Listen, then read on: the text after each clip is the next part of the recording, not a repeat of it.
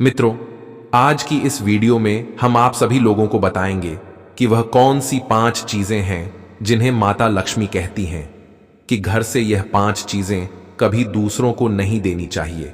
अगर मनुष्य या फिर कोई औरत अपने घर से इन 5 चीजों को दे देता है तो उसके घर पर भयंकर गरीबी आती है और उसे माता लक्ष्मी कंगाल कर देती है। मित्रों, आज हम आप सभी को माता लक्ष्मी जी की एक प्राचीन कथा के माध्यम से आपको बताएंगे कि वह कौन सी 5 चीजें हैं जिन्हें घर से दे देने पर घर में भयंकर गरीबी आती है, और शाम के समय यह 5 चीज दे दिया तो 3 पीढ़ियों तक भयंकर गरीबी रहेगी। मित्रों, आप सभी को इस कथा के माध्यम से एक ऐसी गहन जानकारी के बारे में पता चलेगा कि एक स्त्री को अपने घर की कौन सी चीजें दूसरों को नहीं देनी चाहिए। जो भी मनुष्य या फिर स्त्री घर से यह 5 चीजें दूसरों को दे देती हैं तो मां लक्ष्मी उसके घर को छोड़कर चली जाती है, उसका परिवार गरीब हो जाता है और उसके दुख भरे दिन समीप आने लगते हैं। मित्रों, आप सभी लोग इस कथा को पूरा सुनना, क्योंकि जो भी मनुष्य इस कथा को पूरा सुन लेता है वह कभी गरीब नहीं रहता। उसके घर से माता लक्ष्मी कभी रूठ कर नहीं जाती, वह सदा एक खुशहाल जीवन व्यतीत करता है। मित्रों, आप सभी से एक विनम्र निवेदन है कि आप इस कथा को पूरा जरूर सुने, क्योंकि आधा अधूरा ज्ञान कभी रास नहीं आता है। जो भी इस कथा को पूरा सुनता है, मां लक्ष्मी उसकी झोली खुशियों से भर देती है। और मित्रों, कथा को आगे जानने से पहले वीडियो को लाइक करके चैनल को सब्सक्राइब कर दीजिए और बेल आइकन को ऑल पर सेलेक्ट कर दीजिए और कमेंट बॉक्स जाकर जय मां लक्ष्मी जरूर कमेंट करें। तो चलिए मित्रों, विलंब ना करते हुए चलिए कथा को शुरू करते हैं। मित्रों, पूर्व काल की बात है। मध्य देश में एक अत्यंत शोभायमान नगरी थी। उस नगरी में एक सुभद्रा नाम की स्त्री अपने पति और सास ससुर के साथ निवास करती थी। सुभद्रा एक पतिव्रता नारी थी जो सत्य और धर्म का पालन करने में तत्पर और गृह कार्य में दक्ष थी। सुभद्रा का स्वभाव अत्यंत दयालु प्रवृत्ति का था। सुभद्रा किसी को भी चिंतित नहीं देख पाती थी, वह कभी भी किसी को हानि नहीं पहुंचाती थी। वह एक सरल स्वभाव की 7 गुण से संपन्न स्त्री थी। वह सदैव दूसरों की सहायता किया करती थी। सुभद्रा के पति का नाम नरेश था। नरेश एक वैश्य था। उसकी अनाज की एक दुकान थी। वह बाजार में लोगों की जरूरत की चीजें बेचा करता था और उन बेचे गए पैसों से अपने घर का खर्च चलाता था। उसका व्यापार पूरे मध्य प्रदेश में मशहूर था। सभी लोग नरेश को बहुत सम्मान देते थे। सुभद्रा अपने पति से बहुत अधिक प्रेम करती थी। वह अपने पति को ही पति परमेश्वर मानकर उसकी सेवा करती थी। सुभद्रा माता लक्ष्मी की एक बहुत बड़ी भक्त थी, इसीलिए वह एक पतिव्रता स्त्री थी। सुभद्रा नित्य पति से पहले जागती थी, अपने घर के आंगन को स्वच्छ करती थी, फिर स्नान आदि कार्य संपन्न करके वह तुलसी को जल देती थी और देवी देवताओं का पूजन करती थी। सुभद्रा अपनी माता लक्ष्मी की उपासना किया करती थी। इस प्रकार से वह रोज अपने नित्य कर्म करती थी। सुभद्रा ने कभी किसी का अनादर नहीं किया। वह सभी के साथ मधुर वाणी में बातें करती थी। सभी लोग सुभद्रा को देखकर कहने लगे थे कि यह तो साक्षात लक्ष्मी के समान गुणों वाली स्त्री है। सुभद्रा अपने परिवार का कितने अच्छे से ख्याल रखती है, उनका आदर करती है, कभी किसी से झगड़ा नहीं करती है और सभी का कहां सुनती है। अपने पति के कहे अनुसार कार्य करती है। कहते हैं ना कि जिस स्त्री के अंदर सच्चे गुण होते हैं वह स्त्री कभी किसी का अहित नहीं चाहती है और उन सभी का सम्मान करती है, यहां तक कि दान धर्म भी खूब करती है। सुभद्रा के द्वार पर जो भी याचक आता है वह उसे दान दक्षिणा दिए बिना वापस नहीं भेजती थी। उसके द्वार से कोई खाली हाथ नहीं जाता था। जो भी भूखा उसके द्वार पर आता तो वह उसे भरपेट भोजन करवाकर ही लौट आया करती थी, जिससे उसके द्वार पर आए हुए सभी याचक अत्यंत प्रसन्न होकर उसे आशीर्वाद देकर ही जाते थे। इतना ही नहीं, सुभद्रा अपने पड़ोसियों की भी सहायता करती थी। उसके पड़ोस में जो भी गरीब और दुखी लोग रहते थे उन्हें भी वह नित्य भोजन दिया करती थी। पड़ोसियों को जिन जिन चीजों की आवश्यकता होती थी सुभद्रा उसे बिना विचार किए ही दे दिया करती थी, जिस कारण से सुभद्रा के पड़ोसी भी उसका बहुत अधिक सम्मान करते थे। वे कहते थे कि यह सुभद्रा तो साक्षात देवी है, साक्षात मां अन्नपूर्णा ने ही सुभद्रा के रूप में जन्म लिया है। लोग जब भी सुभद्रा की प्रशंसा करते थे तो वे सभी उसके विषय में अच्छी बातें ही कहते, लेकिन लोगों की बातें सुनकर भी सुभद्रा अपने ने कभी घमंड नहीं किया। वह उन सभी से आदर और सम्मान के साथ ही बातें किया करती थी। फिर एक दिन की बात है, सुभद्रा की एक पड़ोसन उसके घर पर आती है। तब सुभद्रा कुछ काम कर रही थी। जब सुभद्रा ने अपने पड़ोसन ने सुभद्रा को अपने घर आया देखा, तब सुभद्रा उसका स्वागत करती है और बड़े प्रेम से उससे कहती है, अरे बहन, आज आप हमारे घर में, तुम्हारा स्वागत है। कोई अनहोनी हुई है क्या? आज किस कारण से तुम्हारा मेरे घर में आगमन हुआ है? यदि कोई समस्या है तो उसे मुझसे बताओ, या तुमको किसी वस्तु की आवश्यकता हो तो मुझसे मांग लो, मैं तुम्हारी अवश्य मदद करूंगी। तब सुभद्रा की पड़ोसन कहती है, हे सुभद्रा बहन, आज मेरे घर पर बहुत से रिश्तेदार आ गए हैं, उनके लिए मैं भोजन बना रही हूं, इसीलिए मैं तुम्हारे पास रोटी बनाने के लिए पीढ़ा बेलन और तवा मांगने आई हूं। यदि तुम कुछ समय के लिए मुझे पीढ़ा बेलन और तवा दे दोगी तो बड़ी कृपा होगी। मैं काम हो जाने के बाद तुम्हें जल्दी ही तुम्हारा सामान तुमको लौटा दूंगी। तब सुभद्रा कहती है, अरे बहन, इसमें क्या बड़ी बात है, ले लो। वैसे भी मैंने एक और पीढ़ा बेलन ले रखा है, और वैसे भी अभी मुझे पीढ़ा बेलन की कोई आवश्यकता नहीं है, इसीलिए तुम मेरा पीढ़ा बेलन और तवा ले जा सकती हो। रुको, मैं अभी तुम्हें लाकर देती हूं। फिर सुभद्रा रसोई घर में जाती और रसोई घर से पीढ़ा बेलन और तवा लाकर उस पड़ोसन को देती है। तब पड़ोसन कहती हैं, हे बहन, तुम्हारा बहुत बहुत शुक्रिया, आज तुमने मेरा काम सफल कर दिया। मैं अपने मेहमानों को भोजन कराकर तुम्हारा पीढ़ा बेलन जल्दी से लौटा देती हूं। अगर मुझे तुमको यह पीढ़ा बेलन देने में थोड़ा विलंब हो जाए तो मुझसे क्रोधित मत होना। तब सुभद्रा कहती है, हे बहन, चिंता की कोई बात नहीं है, जब तुम्हारा कार्य पूर्ण हो जाए तब तुम मुझे लौटा देना। अब सुभद्रा की इतनी बात सुनने के बाद वह पड़ोसन सुभद्रा का पीढ़ा बेलन और तवा लेकर उसके घर से अपने घर को चली जाती है। कुछ समय बाद अन्य एक स्त्री सुभद्रा के घर पर आती है। सुभद्रा उसका भी बड़े ही प्रेम के साथ में स्वागत करती है और पूछती है, पधारो बहन, पधारो। आज तुम्हें मुझसे कौन सा काम आन पड़ा है? ऐसे तो आप कभी भी हमारे घर पर नहीं आती हैं। जरूर कोई ना कोई बात है, आप संकोच ना करो और तुम निसंकोच होकर मुझसे बताओ कि तुम्हें मुझसे क्या चाहिए, मैं तुम्हारी मदद अवश्य करूंगी। तब वह स्त्री कहती है, अरे बहन, मेरे घर में बहुत गंदगी हो गई है और मेरे घर की साफ सफाई करनी है, लेकिन मुझे साफ सफाई करने के लिए मेरे पास कुछ भी नहीं है और उतने पैसे भी नहीं हैं कि मैं साफ सफाई के लिए झाड़ू खरीद पाऊं। इसीलिए मैं तुम्हारे पास झाड़ू मांगने के लिए आई हूं। यदि तुम्हें कोई समस्या ना हो तो कृपा करके मुझे अपने घर की झाड़ू दे दो, मैं अपना घर साफ करके तुम्हें झाड़ू लौटा दूंगी। सुभद्रा बिना विचार किए ही कहती है, अरे बहन, बस झाड़ू ही तो है, इसमें क्या समस्या हो सकती है? अरे तुम चिंता मत करो, अभी मैं तुम्हें अपने घर की झाड़ू लाकर देती हूं। इतना कहकर सुभद्रा घर के अंदर जाती है और झाड़ू लेकर आती है और उस स्त्री को दे देती है। वह स्त्री सुभद्रा के घर की झाड़ू लेकर वह से चली जाती है। फिर कुछ दिनों के बाद अन्य एक स्त्री सुभद्रा के घर पर आती है।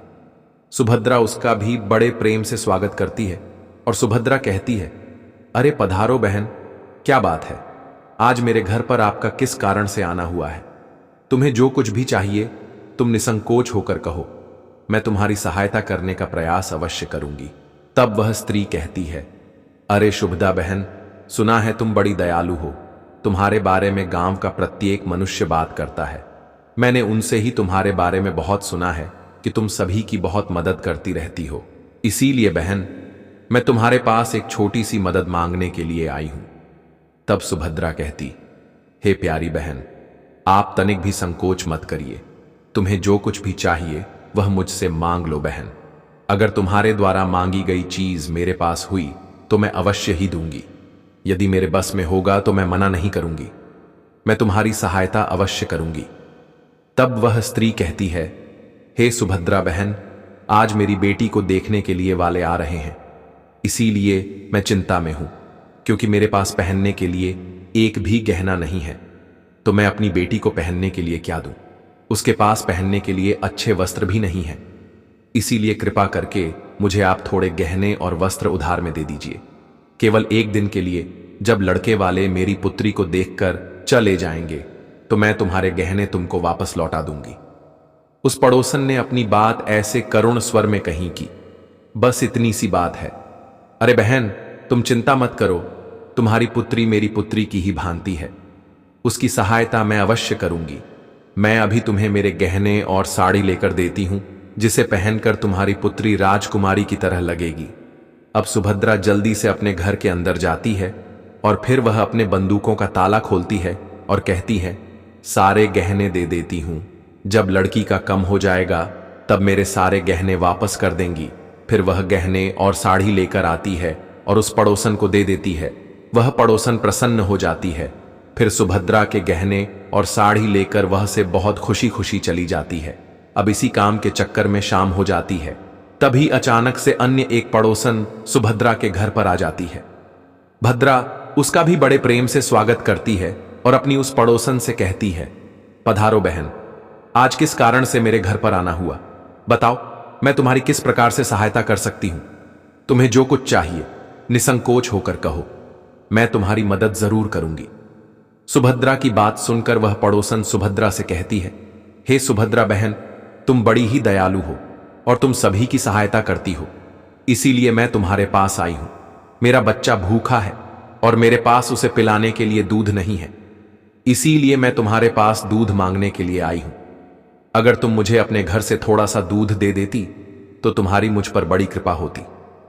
तब सुभद्रा अपने उस पड़ोसन से कहती है, अरे बहन, इसमें कौन सी बड़ी बात है? लो, अभी मैं तुम्हें रसोई घर से लाकर दूध दे देती हूं, अपनी उस पड़ोसन से।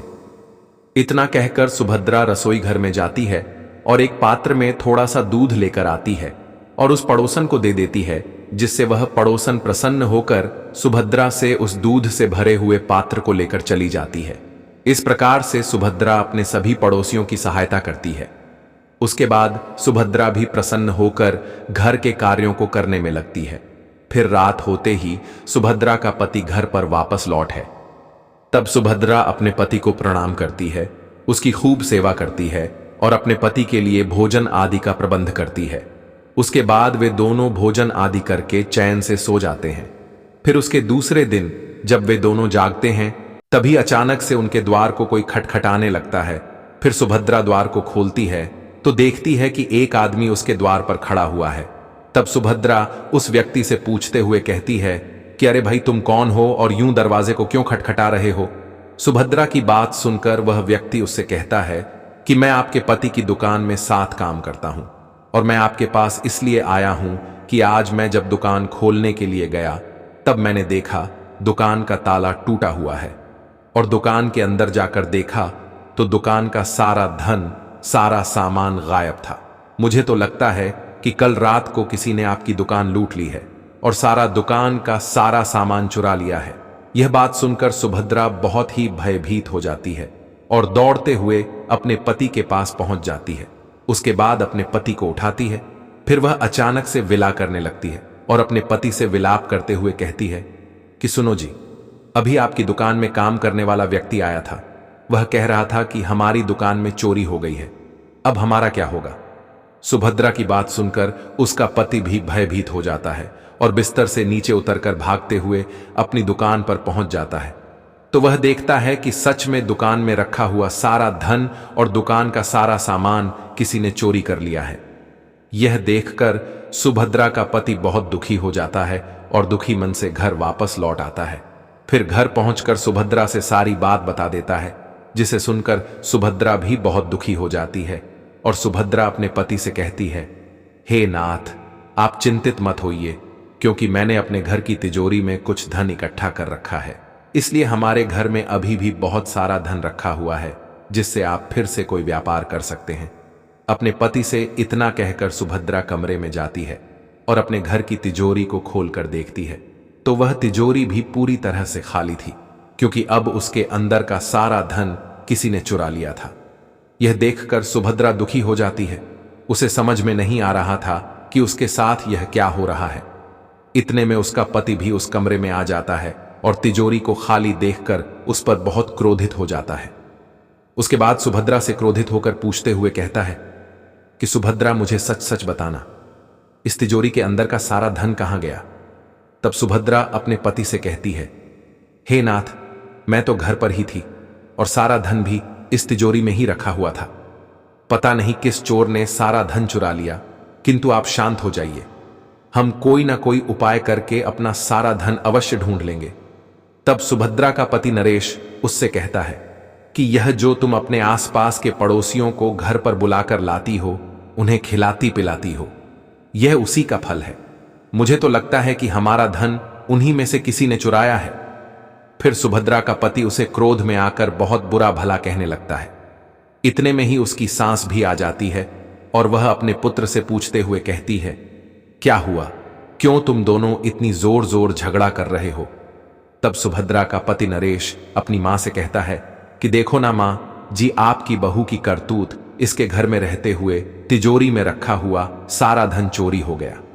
अपने पुत्र की बात सुनकर सुभद्रा की सांस भी उसको खरी खोटी सुनाने लगती है और कहती है कि अरे मेरा पुत्र ठीक ही तो कह रहा है, तू ही इन पड़ोसियों को घर की चीजें देती रहती है और बिना कुछ सोचे समझे किसी की भी सहायता कर देती है।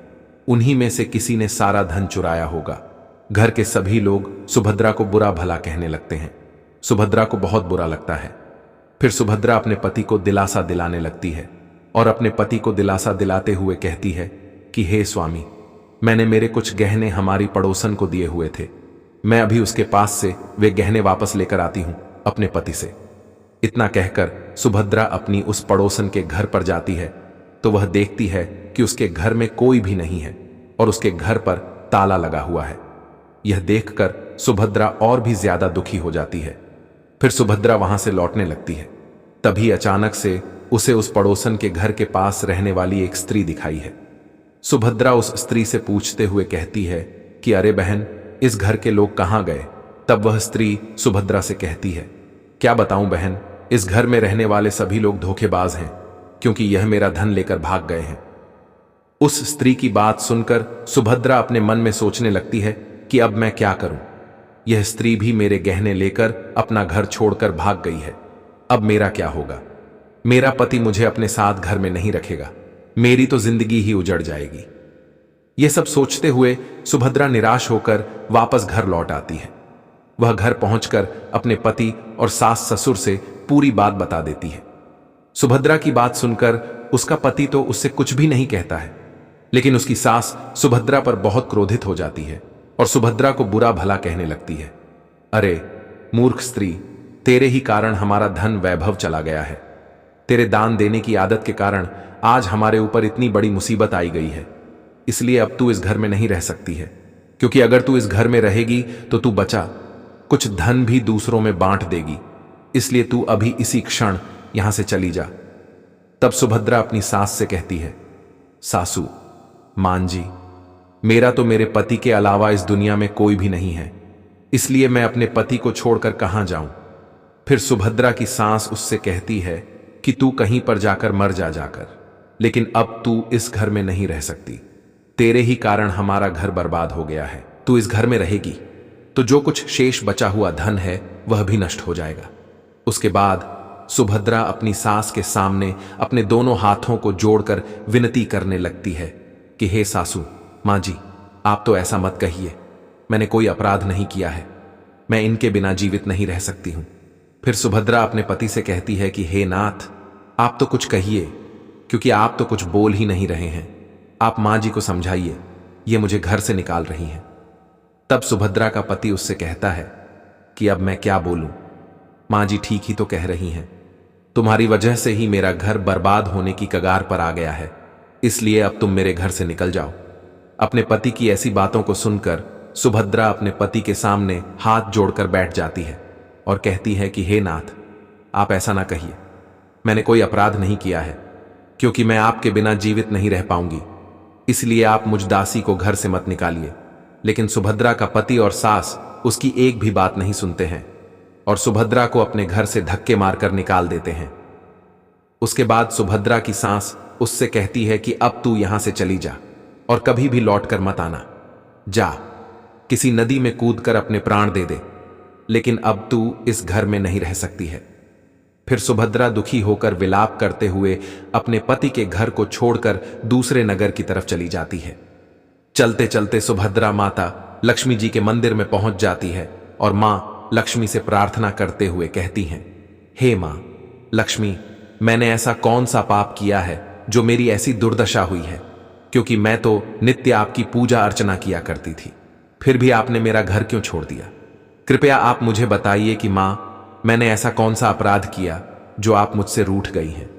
उसके बाद सुभद्रा वहीं पर बैठकर अपने मन में सोचने लगती है कि यदि मेरे पति मुझे स्वीकार नहीं करेंगे तो मैं जीवित रहकर क्या करूंगी, और यदि मेरे ही कारण मेरे पति की यह दुर्दशा हुई है तो मेरा इस दुनिया में जीवित रहने का कोई अधिकार नहीं है।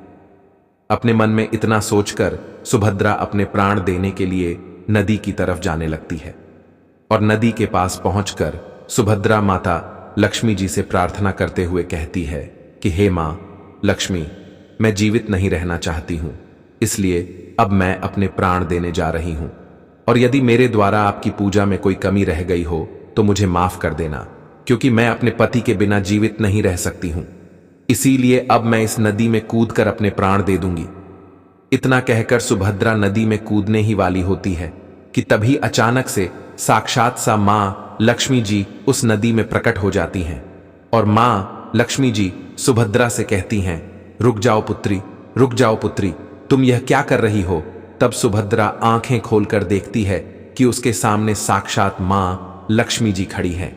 मां लक्ष्मी जी के दर्शन पाकर सुभद्रा बहुत ही प्रसन्न हो जाती है और मां लक्ष्मी जी को बारंबार प्रणाम करती है। उसके बाद माता लक्ष्मी जी से कहती हैं, हे मां लक्ष्मी जी, मुझे क्षमा कीजिए, क्योंकि बहुत बड़ा पाप करने जा रही थी। तब माता लक्ष्मी जी सुभद्रा से कहती हैं कि हे पुत्री सुभद्रा, मनुष्य को कभी भी स्वयं अपने प्राण नहीं लेने चाहिए। ऐसा करना महापाप माना जाता है, क्योंकि ईश्वर ने मनुष्य को इतना महत्वपूर्ण शरीर प्रदान किया है, उसे ऐसे नष्ट नहीं करना चाहिए। फिर सुभद्रा माता लक्ष्मी जी से कहती है कि हे मां लक्ष्मी, मैं विपत्ति से विवश होकर ऐसा कर रही हूं, क्योंकि मेरे पति ने मेरा परित्याग कर दिया है और एक स्त्री को अपने पति के घर को छोड़कर कहीं नहीं रहना चाहिए। इसलिए मैं अपने पति के बिना जीवित नहीं रहना चाहती हूं। इसी वजह से मैं अपनी जान देने जा रही हूं। तब माता लक्ष्मी जी सुभद्रा से कहती हैं कि हे सुभद्रा, मैं सब कुछ जानती हूं और यह भी जानती हूं कि तुम्हारे पति ने तुम्हारा त्याग क्यों किया है। तुम्हारे साथ यह सब तुम्हारी ही भूल के कारण हुआ है।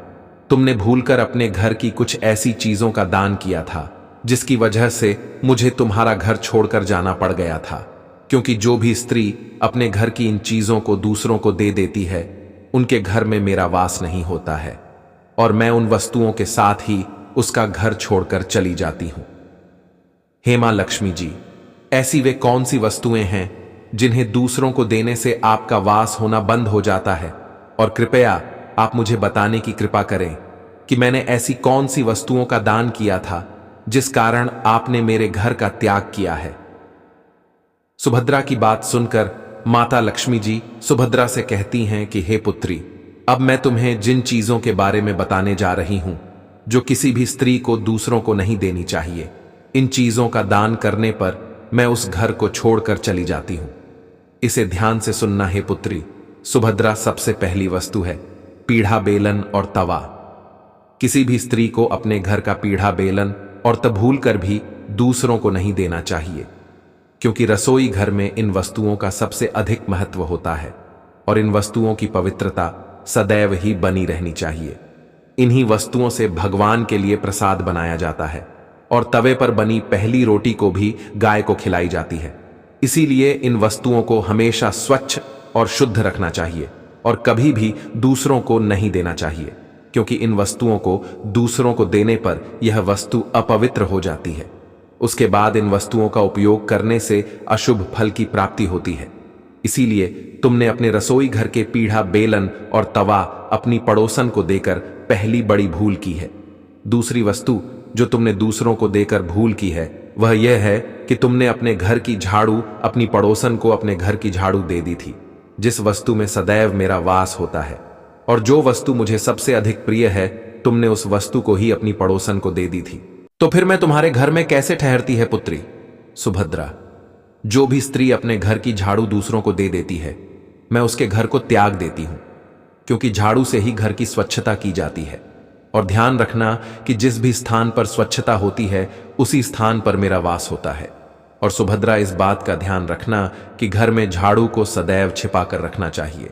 झाड़ू पर भूलकर भी बाहरी व्यक्ति की नजर भी नहीं पड़नी चाहिए, क्योंकि झाड़ू एक अत्यंत पवित्र वस्तु होती है। इसे गलती से भी पैर नहीं लगाना चाहिए और इससे कभी विष्ठा आदि प्रकार की गंदगी साफ नहीं करनी चाहिए।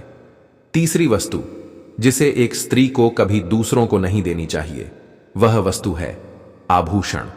एक स्त्री को अपने आभूषण कभी अन्य स्त्रियों को भूलकर भी नहीं देने चाहिए, क्योंकि मैं सदैव ही आभूषणों में वास करती हूं और स्त्री के 16 श्रृंगार में गहनों का बहुत अधिक महत्व होता है। एक विवाहित स्त्री को अपने आभूषण कभी भी अन्य स्त्री को पहनने के लिए नहीं देने चाहिए। जो स्त्री अपने आभूषण अन्य स्त्रियों को देती है उसके जीवन में संकट के बादल छा जाते हैं। जैसे कि तुमने अपनी पड़ोसन को पहनने के लिए अपने गहने दिए हुए थे और जब तुम उन गहनों को मांगने के लिए गई तो वह पड़ोसन तुम्हारे गहने लेकर भाग गई, जिससे तुम्हारे जीवन में संकट के बादल छा गए। मित्रों, माता लक्ष्मी जी सुभद्रा से आगे कहती हैं, हे पुत्री सुभद्रा, अब मैं तुम्हें चौथी वस्तु के बारे में बताती हूं, जिसे भूलकर भी एक स्त्री या पुरुष को संध्या काल के समय दान नहीं करना चाहिए। वह है दूध। किसी भी मनुष्य को शाम हो जाने के बाद कभी सफेद रंग की वस्तुओं का दान नहीं करना चाहिए, किंतु तुमने संध्या काल के समय अपनी पड़ोसन को दूध का दान किया था, जिसकी वजह से अब तुम्हारे जीवन में दुर्भाग्य आ गया है, क्योंकि संध्या काल के समय सफेद रंग की चीजें दान करने से मनुष्य के जीवन में अशुभ समय आता है। मित्रों, मां लक्ष्मी जी सुभद्रा से कहती हैं कि हे सुभद्रा, मैंने तुम्हें उन सभी वस्तुओं के बारे में बता दिया है जिनका कभी दान नहीं करना चाहिए। यह वस्तुएं कभी दूसरों को उधार में अथवा उपयोग के लिए नहीं देनी चाहिए और तुमने इन्हीं वस्तुओं का दान किया था, जिसके कारण आज तुम्हारे जीवन में ऐसा दुर्भाग्य का समय आ गया है। हे मां लक्ष्मी जी, मुझसे बहुत बड़ी भूल हो गई, क्योंकि मुझे इन वस्तुओं के बारे में कोई जानकारी नहीं थी। इसलिए आप कृपया मुझे क्षमा कर दीजिए और अब आप मुझे प्रायश्चित करने का उपाय बताइए। फिर माता लक्ष्मी जी सुभद्रा से कहती हैं कि हे पुत्री, तुम्हें जितना प्रायश्चित करना था उसे पहले ही कर लिया है, इसीलिए अब तुम वापस अपने घर लौट जाओ। मैं अभी तुम्हें तुम्हारा संपूर्ण वैभव और धन संपत्ति लौटा देती हूं। सुभद्रा से इतना कहकर मां लक्ष्मी जी उस स्थान से अंतर्ध्यान हो जाती हैं। उसके बाद सुभद्रा भी मां लक्ष्मी जी का धन्यवाद करके वहां से अपने घर की तरफ जाने लगती है। तभी अचानक से उसने देखा कि उसका पति उसे ढूंढते हुए उसी की तरफ ही चला आ रहा होता है।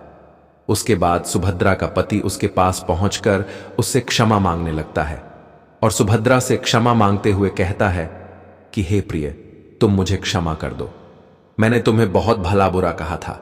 तुम तो साक्षात देवी के समान हो और मां लक्ष्मी की कृपा से हमें हमारा सारा धन वैभव वापस मिल गया है, और जिन लोगों ने हमारा धन लूटा था उन सभी लोगों ने स्वयं हमारे घर आकर हमारा धन हमें वापस लौट आया है और तुम्हारा नाम लेते हुए क्षमा भी मांगी है। अपने पति के मुख से ऐसी बातों को सुनकर सुभद्रा बहुत प्रसन्न होती है और अपने पति के साथ वापस घर लौट आती है।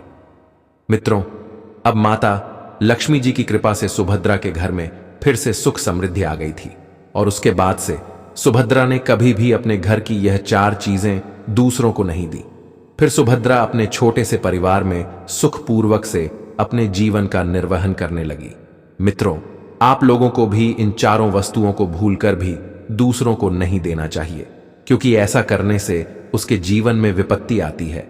और संध्या के समय घर की किसी भी वस्तु का दान नहीं करना चाहिए और न ही कोई व्यक्ति या स्त्री मांगे तो उसे साफ साफ माना कर देना चाहिए कि मैं संध्या के समय यह वस्तु नहीं दे सकती हूं।